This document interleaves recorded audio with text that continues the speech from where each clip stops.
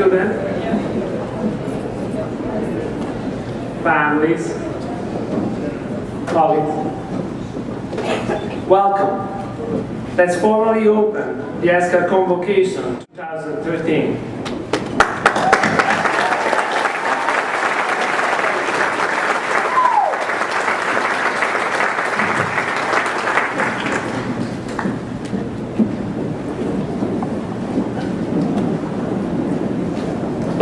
It is good to be welcome. It is great to have a space where you can welcome someone, where you can be with someone else safely, truthfully. It is great to realize that when we are welcomed, we are changed in the embrace of others who open us the possibility that we did not imagine. A welcome is an invitation to explore, to move, to think, to see things in the light of the one who is welcoming us. It is also the acceptance of the invitation, the reassuring confirmation that it is safe to be, to speak, to explore. To welcome and be welcomed in the community of scholars is the result of years of study, weeks of preparations, and days of conversations among peers, with mentors, facing the world at large. Yes, we welcome you in the community of scholars. And especially we welcome you in this particular, bold and ambitious community that is the School of Conflict Analysis and Resolution. You have been part of it as students. You have supported it as parents. We have been together as partners in the many activities of this remarkable academic unit. Now it is time to signal a change, a moment of passage, a new phase, the full belonging in this community of scholars. We are delighted that this is happening when President Cabrera is with us, representing the whole university.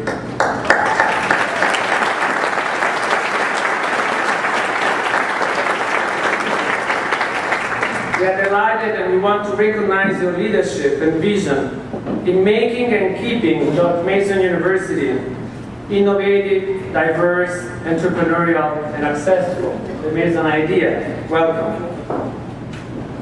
Welcome all to a community that values words, that take them seriously, and for that reason challenge them. Seek your words carefully. Cherish them. We are the words we use. We make our lives with the words that we share with one another. And the tone in which we share them is as important as the content that we want to convey. I hope that this time at ESCAR you learn new words and that you had an opportunity to practice them, to use them in building the time that you are living. I hope this because in doing so, you are making my world too.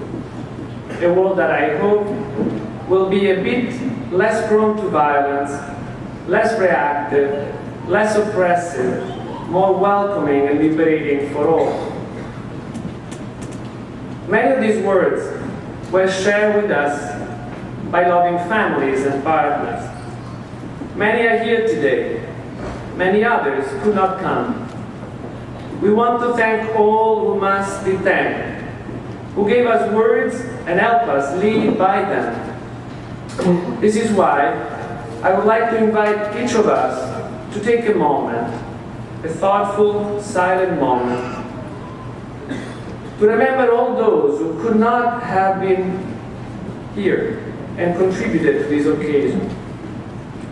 Relatives that passed away, friends that supported us, others who have been especially true and close to us.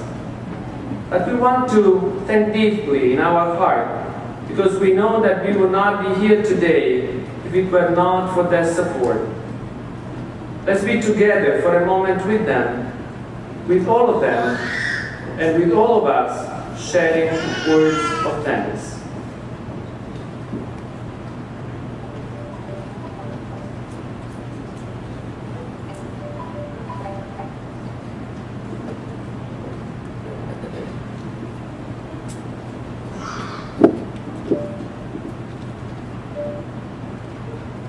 Indeed, thanks and welcome. It is now time for me to introduce our commencement speaker. Louise is a friend, a lively and courageous friend who has spent the last 40 years bringing holistic vision and system thinking to local, national, and international issues. I met her long ago and we became good friends, dreaming a world that was possible, working for a world that was possible, struggling in a world that must be possible.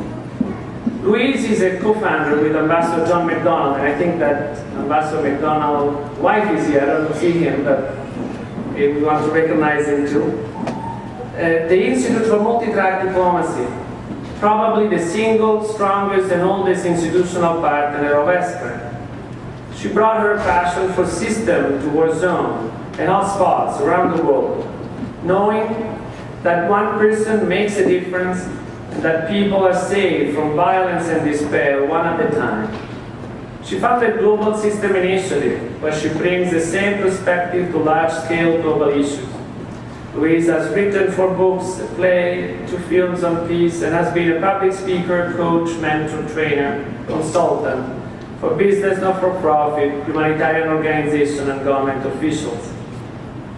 Her journey included 5 rounds of cancer and deep immersion in numerous spiritual and ancient wisdom traditions.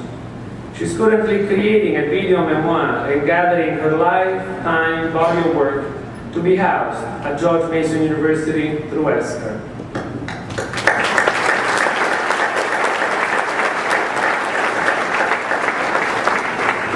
We are proud to welcome her today in this community of scholars, in this school of conflict analysis and resolution, where many others are dreaming and working, welcoming each other in this more peaceful world that is possible. Please join me in welcoming Louise Diamond.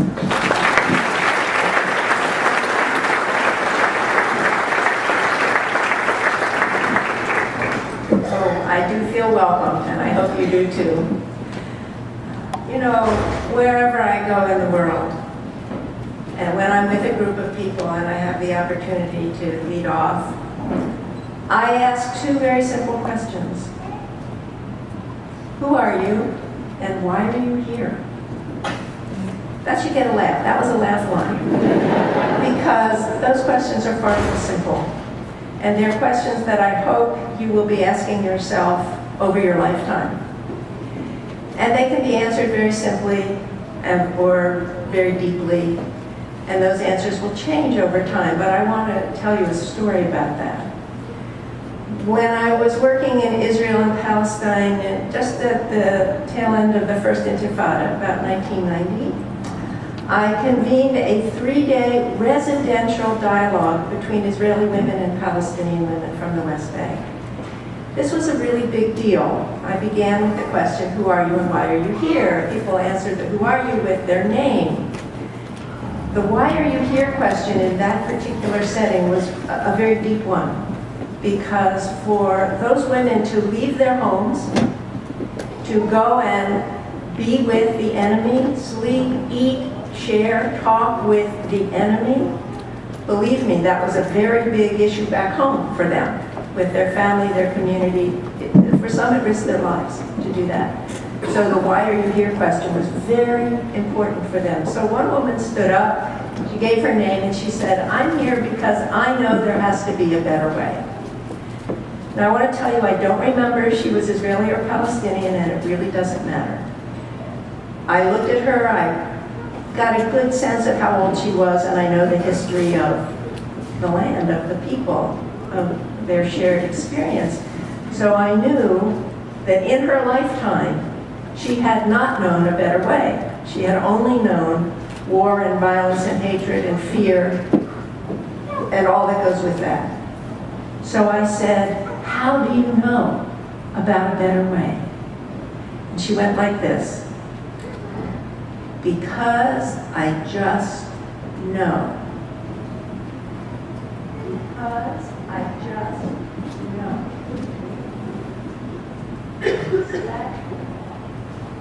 What was she saying? She was saying, or what I was hearing anyway, in my life, I don't know anything about that better way. Let's call it peace. Okay, I don't know anything about it, never experienced it, it's only a dream. But in my heart, I know all about it. In my heart, I know about peace. This is what I want to share with you today, that in our hearts, we know all about peace. Why is that? Because peace is what I would call one of those capital letter words, you know, like beauty, or justice, or love, or friendship. Those, we could call them values. We could call them aspirations. Native American culture sometimes calls these our original instructions. I call it our spiritual DNA. This is the encoding that we have as human beings to spend our lives aspiring to these ideals through our activity and our relationships. We don't always come close to the purity of them, but that's our journey, right? So she was saying that I've got that peace gene, right? That spiritual DNA, it's alive and active in me, and I'm here to see what I can do with it. I would suggest to you that the first level of answer to who are you and why are you here is that somewhere along the way, whether consciously or unconsciously, you got that too. You recognized, you acknowledged, you activated, you said yes to that peace gene, to that genetic encoding that says, I'm here to make a better way in the world. Is that a yes? Yes. Thank you. Okay. That's who you are, and why are you here? To help other people do it too. Yeah? Thank you. Okay. But wait, there's more. Oh yeah, It's very nice. I haven't been leading groups for 40 years, not to know this. Okay. So there's more. So, okay, Dean Bartley told you I'm a systems thinker. So one of the basic principles of systems is that everything is both a part and a whole at the same time, right? So you're a whole individual, but you're also part of something larger. You're part of your family. Your family is a whole entity, but it's also part of something larger, the community, right? There's always a larger whole of which the parts are an integral set of connections. Okay. So what is the larger whole that you are a part of now? Well, you could say, as the dean said, part of the community of scholars, and that's wonderful. Thank you and congratulations. But wait, there's more. There's a bigger whole. And I want to take you pretty far out, and I hope you'll stay with me on this. I want to suggest to you that the human family stands at a very critical point of evolution in these times, and that you are part of the vanguard of that journey. That evolution has been called different things by different people. Some people call it the shift. Joanna Macy calls it the great turning. Put that on your summer reading list. Joanna Macy, M-A-C-Y. People give it different names, but here's what it really means. It means that we're at the point of human experience. Not unlike the profundity of moving from the Dark Ages or the Middle Ages to the Enlightenment. We are moving from a worldview of separation to a worldview of interconnectedness. Let me say that again. From a worldview of separation to a worldview of interconnectedness. You're actually of the millennial generation, the first generation that grew up with computers, so you kind of have a head start on interconnectedness. But if you look at most of our global systems, including all of our conflict systems, these are imbued with the notion of separateness.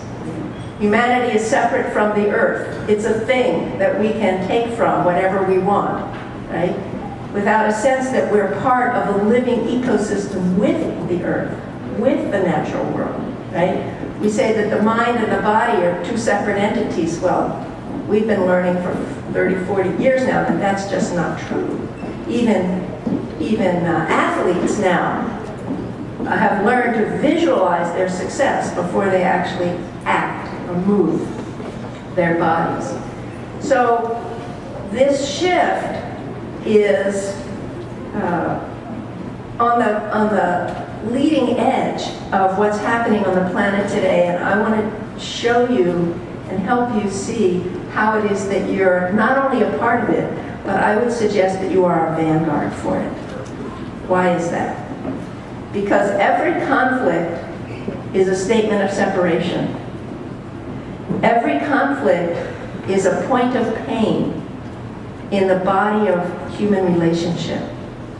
And just as doctors are trained to heal the human body, just as psychiatrists or psychologists are trained to reconnect the parts of the human psyche that are disconnected, so you, in this field,